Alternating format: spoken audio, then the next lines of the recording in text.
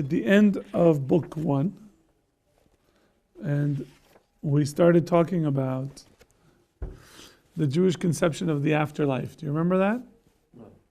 And the king said, how come other religions promise all these beautiful things, physical pleasures in the afterworld, and you guys are promising stuff that is not really tasty?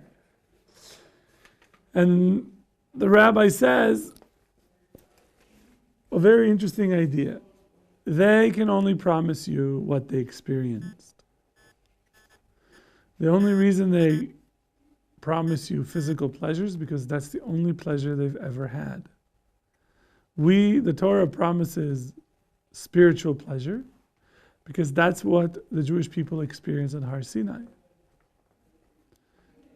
Right? Do you remember that? That's why we differ from them. What they offer is what they experienced. They didn't experience what we had, hence they can't offer that. So then the king asked a very important question, which is, okay, if this spiritual pleasure is so great, why aren't you all committing suicide? Right? If Olam Haba is so good, then why aren't you killing yourselves? And what was the answer? Does anybody remember? Not all at once? Because you lose your chances to get close to God. Okay, good. That's not bad. Use the physical to emulate the spiritual. So that's the point, that the mitzvot were given, and through mitzvot is how we access God, right? Very cool. And if we didn't have the mitzvot, if we didn't fulfill the commandments, we wouldn't be able to get Olam Haba. In order to get Olam Haba, you have to do mitzvot. So you can't really skip a step. Now we get into the metaphor, the mashal, the parable that we started with last week. The parable was as follows. He says like this. The mashal is like this. There were a group of friends that were standing in the wilderness. Right, Bernie? That's every Jewish story, right? A bunch of guys standing in the wilderness. Oh, yeah. That's how it starts. The question is how it ends. And one of them went to India. Why India? Super spiritual. Outreach. Yeah, it's the farthest point in society and civilization as far as the Middle Ages. It's like going to all the way in the end. So a guy went to India and met the king of India. And the king showed favor to this guy because he knew that he was a descendant of the king's favorite people. That is, the king was a friend or connected to the ancestors of these people. And he gave this guy who came to visit him, he gave them gifts. And he says, here, take all these gifts and give it to your friends in the desert. When you get back there, give them all this stuff. And gave him beautiful clothing and sent slaves with him. And everybody,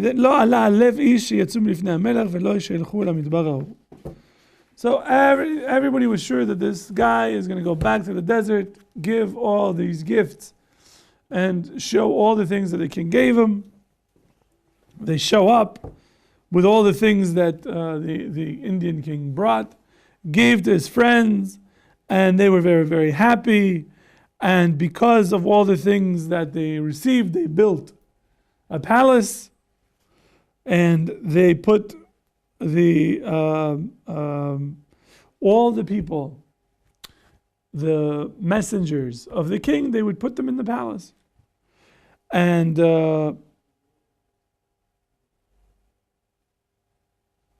you have shluchim. Shluchim are really messengers going back and forth, right? So the king sends shluchim messengers to the people, and the people send the shluchim back. Goes back and forth. And everybody knew that the way to get to India, to get all these beautiful gifts, is simply to follow the king's laws. That's it. That's it. And nobody asked questions because they saw this. They saw that when you connect to the king, you get all these wonderful things. And that the friendship, being connected to this king, this friendship that you have with this king, is really an amazing benefit. It's an amazing benefit to every person. So he says, what's the parable? The parable is that the friends were Bnei Israel. And the first person who went to see the king of India is who? Moshe. Moshe Rabbeinu. And who are the other messengers?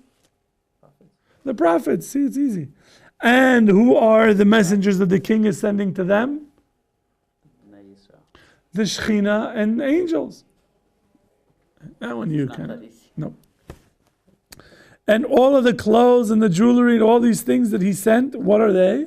Clothes and jewelry. No. Spiritual powers. Spiritual powers. Aaron's on top of it today. Yeah, but you don't do that in mystical powers. Yeah, Gil. It's not just word. It's not word. It's mystical. Correct. Correct. If you have to do this, then it's not. No, if you don't get to do that. Okay. All right. So, Habgadim HaChamudot, the beautiful clothing, Hem Ha'or HaMuskal. This is the light of the divine light that shines in a person, and the light is felt upon his face. And what are the expensive gifts that the Jewish people got? They are the 10 Commandments. The 10 Commandments. And he says the people who have other religions than this, or other cultures, it's a very nice word, nimus. It's a Greek word, means laws, nomos. So, balei nomos acherim lo ra'u mikol ze me'uma. That is, they couldn't see any of this stuff. They couldn't understand what's going on with the Jewish people. But they said, Amru lahem kablu avodat melech hodu. So the Jewish people said, listen, accept worshipping or doing the king of India's work the same way that we did, and after death you will reach the king. But if you won't, then you won't get there. Right, so that when everybody wants to ask, like, so if God, fine, Judaism is true, fine, got it. Thank you for explaining that, the Kuzari. But why didn't God do it? Why didn't God give an opportunity to the Gentiles to have the Torah? So no, but even here, the Kuzari is saying the door is always open. Door is always open. Today, it's open. By conversion. Yes. Of course, it's open. If somebody believes that, they want to have a relationship with God, and they want to have Olam Haba like the Jewish people, become Jewish. Jump through a few hoops, right? Learn a few halachas. A little bit of a few droplets of blood. It's not that they take a sewing needle, a knitting needle, and put it through. What are you so wincing? So, the doors are not closed. That's what the Kuzari is saying. V'im lo tasu, if you're not going to take on the Torah, then you'll be distanced from God. U'mehem mi she'amar lo ba eleinu adam. But if one of them, this is what a lot of people say this till today. It's like this was written, 800 years ago. And people still say the same thing. If somebody would say to you that nobody died and came back and told us that there's Garden of Eden. Have you ever heard that? Like when say nobody died and came back to tell you really what's going on when you get to the other side. How do you know? So he says. He says nobody came after his death from Garden of Eden or Gehenna and, sort of asked. And he says, ורובם הגבירו סידור עניינם וחיבור עצתם וקיבלו עבודם ויחלו נפשתם במצבות יחול חלוש. So he says that we see that most of the people are essentially slaves to the positions that they've taken. Avadim, slaves. For example, that they don't understand how really the Torah works and what you have to do and what you don't have to do. And so for them, they look at this as a very, very strange, the mitzvot. Why do you have to put tzitzit on your clothes? For what? And they essentially those laws drove them away. So he says, איך יתפרעו אלה בטענת מה שיגיעו אליו אחרי מותם על מי שיגיע אליו בחייו. He says, how can those who are boasting about physical pleasure in the next world, how could they boast against Judaism when they haven't experienced the spiritual pleasures that the Judaism promises? How could you say that you have a better, It's like, imagine you're going to buy, to a salesman. And the salesman is trying to sell you different religions. Says, okay, religion number one, they have the spiritual pleasures. What is it? It's this light that you're going to, it's going to shine on your face. And you're going to be connected to God. But look at this. We have this one. This is a buffet with golf course and a pool. And 70 virgins, right? Somebody threw that in last time. Well, okay, and what else you got? Oh, we got nirvana. Oh, we got moksha. Oh, we got all these. So it's kind of like, okay, give me 2 of those and a big fries to go. He says, how can you boast about that you have better heaven and better hell? Well, nirvana is not really heaven, right? It's just Nirvana is a release from the wheel of rebirth in Buddhism. Yeah. Isn't that similar to our interpretation? What? Yeah, it is. No, it isn't. Absolutely. We Wanna bet? finish our job here so that we don't have to be back into the... But they want non-existence. Sorry. They want non-existence? That's the whole point, is How non-existence. do you know? Are you Buddhist? How do you know? I don't. Good, but I How do do. you know? I do know. So, Rabbi, you were saying how we don't know what's going on in the next world of Gan Eden. That's the argument against Judaism. Right, but haven't you heard stories in the Gemara about, I don't know which story is similar, where a rabbi who had a chavrut and his friend died and he said to him, how is it up there? I don't know which Gemara is. Right, but there's lots. You don't have to go to the Gemara. You have to remember how the Kuzari is structured. He is saying because we've experienced Har Sinai, We don't need to know what's Gan Eden. because that's what it is, right? What happened to the souls? They connected to God. The bodies flew out, right? And that was unification with God. So he says we had it here. We don't need proof. We don't. That's not the question. The whole basis for Judaism is Ma'amad Har Sinai. That's where we're coming from. So we already had it. The reason that you're telling me that you're going to have this great buffet is because that's what you assume the pleasures are going to be. Right? Like the best pleasure that you had here times 100%. But we're saying it has nothing to do with that. Because we know that when we connect to God, it has nothing to do with the body. The body, in some extent, is an obstacle towards this. And if you see that people who are very spiritual, when they do have a religious experience, their ability to speak, an ability for their body to, sort of participate, it goes down. Like if you ever watch a child get really excited, what happens to their speech? They're like, right? That's what happens to us. That's what happens to us spiritually. That is, the ability to speak is sort of shows that you're sort of pulling farther and farther from spirituality. When you are more and more spiritual, then sort of the powers of the body are less effective. So excitement is a spiritual... I'm giving an example. I'm not saying that is proof that, no. Because people get excited with all sorts of things, right? And we certainly don't want to do that. We're not going to say that any excitement that a person has is going to be, the spiritual experience. Somebody has, let's say in a car accident, and they're obviously shaken and and they can't speak, can't verbalize. We're not going to say, they have an experience of God. No. Yes. So our question, the question that Kuzari is posing is that how can other religions boast that their physical pleasures are better than spiritual pleasures when they've not experienced the spiritual? Correct. Right. But how can we? Okay. And how do we know that those are real? Because of Spiritual are better because we've experienced. because of the Torah. Yeah. Because of Torah. Yeah.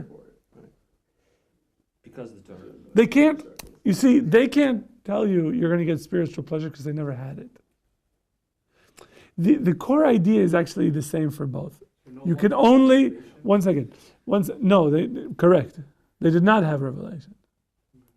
Seems Correct. ridiculous to say that they've never had spiritual pleasure. What? Seems a little bit ridiculous to say that someone, just because they're not Jewish, has not had spiritual pleasure. True. You missed the point. Yeah. So, If they had it, then why are they promising you virgins? because they don't know how to, It's an incentive for the people who haven't had it. they don't know how to verbalize it. Or they don't know that they're experiencing it when they're experiencing it. Okay, so then it's batel. It means it's meaningless. Why? If you have an experience that you don't know what it is, and you don't know how to interpret it, and you can't put it into words, so how can you promise it to somebody? You're going to get this. No, What that's is what I'm it? saying. You can't I don't promise it know. to anybody, but What? I'm not saying that they can't promise it to anybody. Of course, they can't promise to anybody if they can't verbalize it. But just because they experienced it and didn't, But why do you have an assumption that they've experienced it? I would just assume because But, this is Hashem's yeah. world that He wanted to bestow His goodness upon this creation. Just because we're Jews doesn't mean that we have. I mean, we do have a step up, but that doesn't mean that no one else gets to experience spiritual pleasure. Okay. The problem is not whether they've experienced or not. The problem is if they are promising X. Right? When you promise something, you only promise what you experience. Otherwise, you can't really sell it. Yeah, Correct? for the most part. I mean, If you said to I don't know. I'm trying to think of a. Enlightenment. Usually, if you sell cars, you drive the cars that you're selling. Why? So you can, based on your personal experience, say that riding this car is like, whatever it is. Same thing with ice cream, or when you work in a restaurant, you have to know what the food tastes like. Yeah, but Enlightenment. when you start a restaurant, Restaurants wouldn't touch the food that they make. Enlightenment. Then how are they selling it? It's a very non-materialist, nice. spiritual. It's even worse. idea. Is it Probably know what's in it. Isha, I'm gonna try and maybe is it that at Har Sinai we experience a purely spiritual ascending, or however you want to say it, and it's not that non-Jews don't have the ability to have spiritual like some sort of spiritual enlightenment, but their spiritual enlightenment is through the physical rather than just the pure spirituality. I wouldn't agree with that. No. No. Well, Buddhists. Yeah, Buddhists don't have a physical. The enlightenment is not physical. It's totally anti-material. throwing around Okay. this term spirituality, like we all know Everything what we're is talking spiritual, man. about. But I've never. Okay, stay off the funny cigarettes. You're correct. You're correct. And this is why the Kuzari explained to us already what it sort of feels like. He talked about the, what's a good Hebrew, the English term? The emanation of light from God onto the intellect. He explained in somewhat of detail much earlier in the book about what that experience entails and how does it work and what's the mechanism. That, in a sense, tells us, and he says this, that it is an aspect of prophecy. So if we stay within the system of the Kuzari, it'll be very simple to say to you, the other nations do not have an ability to achieve prophecy, correct? Balaam? it's a different. That's a whole different ballgame. It doesn't mean that they can't get a message from God, but they can't do what the Jewish people can do. Because there's a whole. If you look at them, how Chazal explained Bilam, it's not that he sort of prepared himself to receive it and receives it. No, God came to him and said, "Boom, here it is," and that's it. There's no. Whereas with us, the way the Kuzari understands is that we sort of grow, we move up, we prepare ourselves to receive this divine light, let's call it, and we receive it, and it comes to us as a universal truth. Okay? Now, human beings, this is outside the Kuzari, human beings seem like, if you look at all the cultures, attempt to reach some sort of an out-of-body experience. There is a desire to do that. But the other religions that he's bringing don't use that experience as what is it you're going to get when you get to the world to come. They don't say that that's what you're going to get. So they may not connect the two. I'd say they could have the experience, but they don't connect the two. And in Judaism, those two are connected because of Ma'amad Har Sinai. Why? Because the Midrash says, right, that the souls came out of the bodies flew, right? And then God resurrected them, which means what? They experienced it. They came back. They all knew what it was. So when you told them Olam Haba, they all nodded and they knew exactly what you're talking about. And they were able to tell their children and then their children's children and so on and so forth. But on the other side, there is no connection between the spiritual experience and Olam Haba. So even if I accept your position as saying that even non-Jews can have an out-of-body experience or a spiritual experience, fine. But that's not connected with Olam Haba. Lower level, you're saying basically? I don't know. They just don't connect the two. That's his whole point. The point is that you can only promise that which you experience. So they're extending their experience in their life onward. Right? We have these experiences during our life. We eat, we drink, we, have relations, all these plays are going to just continue. They're going to get even better. You're just going to have more of these things with no problems. Whereas Judaism says, no. We've experienced this and their body does not continue onward. It ends. But they've never experienced the other side, so they don't know what's on the other side. See what I mean? That's the issue. I'm sure people have died and then come back to life. Like there's been documented experiences with people who are brain dead, completely physically. Yeah, we'll come back, yeah. And they're floating up, they say. When they come back, the doctor says, you were completely dead. Don't tell me you did whatever you did. And they say, I floated to the roof and I saw a shoe on the roof. They go up to the roof. There's a shoe on the roof that they couldn't have known about. Okay. So that's not limited to Jews, but you're saying that experience, you're saying out-of-body experience? Out-of-body, not because of life. I'm not talking about a near-death experience. That is actually is a very interesting topic, which is off topic here because if you look, I saw a study that did based on, it's not too scientific, but they looked at newspaper clippings from the entire world, from India, from the Arab world, from Europe, from the United States, from Israel, and they all describe the same thing of what's happening. But that doesn't tell you about the buffet and the virgins, because they don't get there. They see the light, they see a tunnel, they see the light, they see their family members waiting for them, and then they're sucked back. Or if they go a little further, they get a trial. They have some sort of a trial, but that is it. With the deity of their cultural choosing. So prophecy and the out-of-body experience are two different things? Because I thought you were equating Yes. the out-of-body experience that Jews have to prophecy.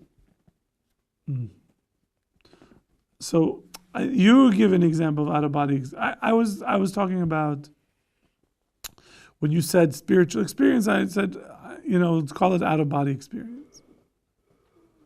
Prophecy, for most people, it happened during a dream. They're non-awake. Moshe Rabbeinu did it while being fully awake. That is, you could talk to him and he's fully there. But no one had that level, according to the Rambam. Yes. What? Yes. No. Said, nobody will. No, Mashiach. I don't think so. He was absolutely unique. So what's Mashiach going to do? A Navi. Awesome. Could be a prophet. So he'll go like this. Okay. Don't marry the girl. Whereas Moshe would just be like, don't marry her. Yeah, no, he'd say, like, no, don't. I wouldn't do that. No. Now, by the way, I want to talk to you about this. Like, how'd you know? They say that the Arizal could tell on a person what their sins were. He would, be written here, and he would tell them like this or this or this. It's like people walked around like this. Got a big kippah. Maybe that's where it came from. Okay. Let's keep going. Says the Kuzari. כמה רחוק מן הדעת שיהיה האדם קלה בטבעו, עבד גופו ונפשו זולותי הפילוסופים על דעתם. So it's very difficult to accept that a person whose nature is to disintegrate, what does that mean? Because what does our body do every day? It gets older. Not only that, right? The cells die, it constantly changes, but at some point it corrupts and it's done. And there's nothing you can do, right? And he says his body disappears, and he says, except for the philosophers. Like the philosophers don't believe this. So he says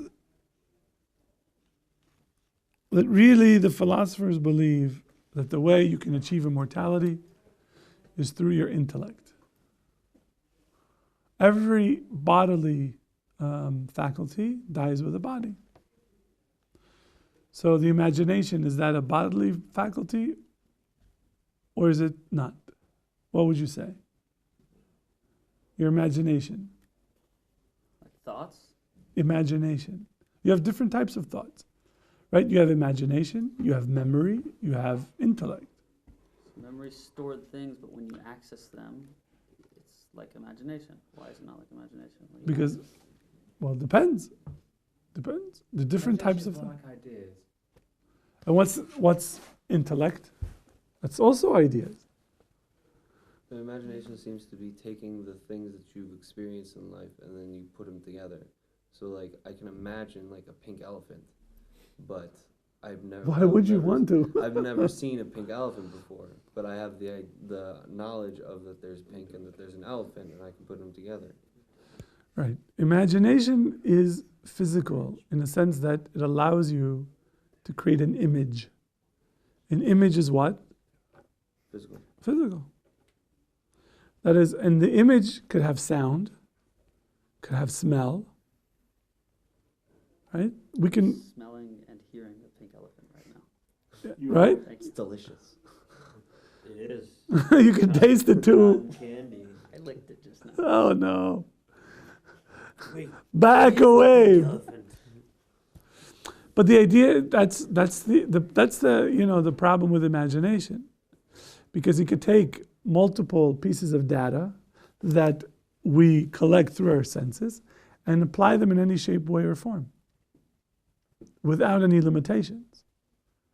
So it's really as a tool to use to learn about the physical world or about God, it's not a good tool to use. Because you can imagine almost anything you want. You can't imagine God. Yeah? Yeah, you can. It's just not accurate. No. Correct. But the idea is somebody could. Right. When it says, right, the puzzle says, we are created in the image of God, what does that mean? That close your eyes and you can imagine God looking like me. Yeah. What a good-looking dude. Or a neshama. What? Or a neshama. What does a neshama look like? Like a fuzzy little ball of gold that sort of bounces around. What does a neshama look like? It doesn't have an image. It's good-looking. Something spiritual. But what is that? What does it look like? What does it smell like? I imagine like We can't title Tinkerbell it to from anything. Mary Margaret's Peter Pan. So that's the whole point, that imagination dies with the body because it's a bodily faculty. That's what the philosophers are saying. The only thing that survives is the intellect. The intellect is a storage of universal truths that you have collected in your life. If you haven't collected any universal truths, guess what? No existence. No immortality. What? Isn't that sort of what we believe? No. What do we believe? Well, I don't know what you believe. We obviously don't have the same belief. We believe that the neshama is eternal by nature. Right? Okay. But there are Pretty cases soul. where it can be. Yes. But to build, to get like a larger portion for your neshama, you have to learn these eternal truths. Correct. So that But that has to do with the reward that you're getting, not the neshama itself. not the neshama itself. You're saying your neshama is dependent upon. The reward is dependent upon. And that reward means is how close or far you are from Hashem. Let's say you have a theater of, 2 billion seats. And, if you haven't learned anything, you're just in the way back. And like, what? What? What is he saying? So do our emotions. And if you've learned this and you're up front, you're like, oh my God, this is so cool. So our emotions. I can't believe I'm here. I ruined the camera. Like, hey, turn around. Our Come on, emotions don't are move. physical- I really doubt that's going to be in there. Are emotions a physical trait?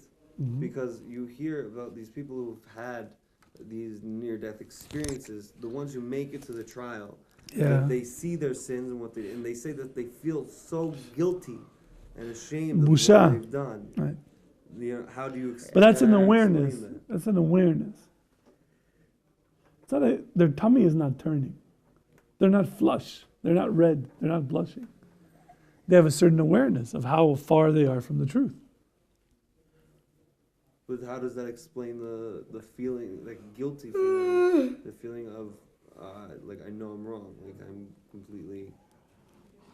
Well, I don't, do you have to have a body in order to feel to know you're wrong? Well, I'm asking because this I'm is. asking you. This Oh, we is should stop because of. All right, we'll continue. Very good.